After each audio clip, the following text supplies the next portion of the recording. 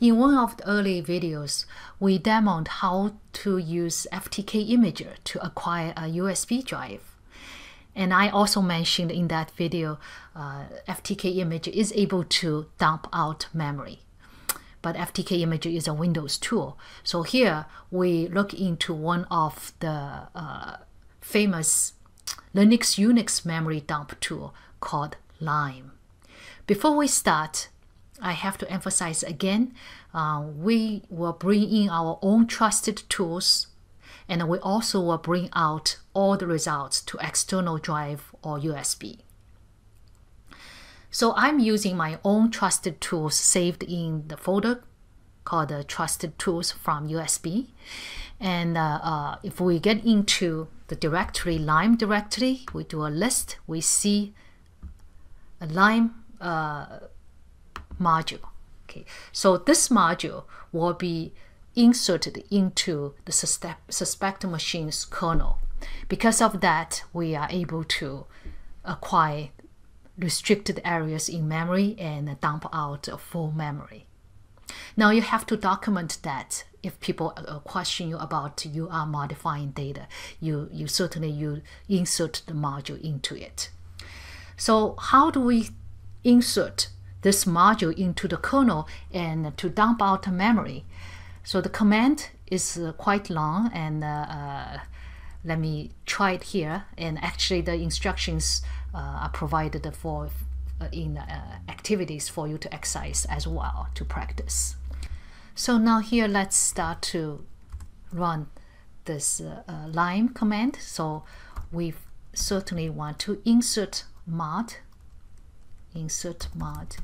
and then the module name certainly is the Lime module. We are interested, we want to insert this module into the kernel, and then pass specifies where this image dump will be reside. In our case, we want to put that into the evidence folder that is on the USB, reside on USB. So desktop and evidence folder, and we call it memory dump.bin,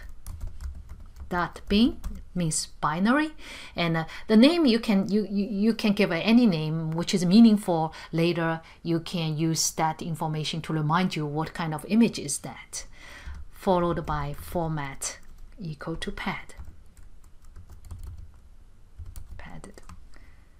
That's it. So hit enter, then it will start to dump out memory and to a file called memory dump.bin, and then saved in the evidence folder. Now, depending on how large is your memory, it will take a while. And so here, just excuse me, I will not run that because I have already run early on to have the memory dump. Now, once you dump out memory, you need to do a little bit cleaning because you insert your module into it. So we probably should remove that. So list mod, and to find out whether your Lime module is still there, definitely it's there. Okay, so if you do grep, in my case it's not because I did not really run it. And then you remove it, remove mod Lime.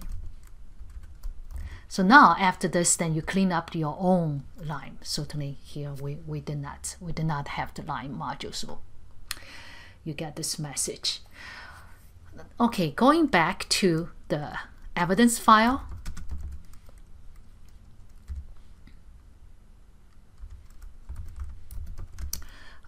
Okay, cd to my evidence folder. We should have this memory dump.bin there. It's binary file. There's no data structure. So what is useful about this, right? And then later we will talk about many fantastic tools. It will pull out meaningful information and then process information, password information. Now at this point, at least we want to try a very simple tool called Strings. Strings has various versions for Linux, Unix, Windows. It is able to print out certain length of strings. The length by default is greater than or equal to 4 bytes. Those strings it will dump out, they will carve out, dump out from this file. So I run here, I said instead of greater than or equal to 4 bytes, how about 8 bytes? I tell you why I want to use 8 bytes later, okay? And the strings to interpret the file, so the file I want it to look into is the memory dump file. So look into this memory dump file, print out any strings which has more than or equal to 8 bytes long. And why I want to do 8? Because I want to find out whether my password, this machine's password, is captured. The password is forensics. So because the memory, it will grab out many information with 8 greater than or equal to 8 bytes. So here, and I use grep, try to find out, I just want to find out whether my password is there, right?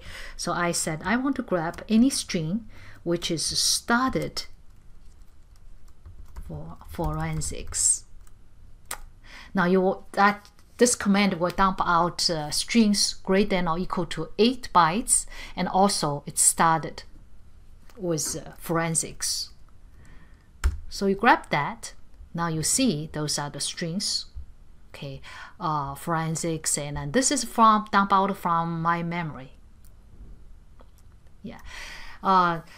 So at this point, I will end up here, but later we will see many more data carving tools. We call data carving tools, which needn't any file system structures. It is able to carve out meaningful data from binary files.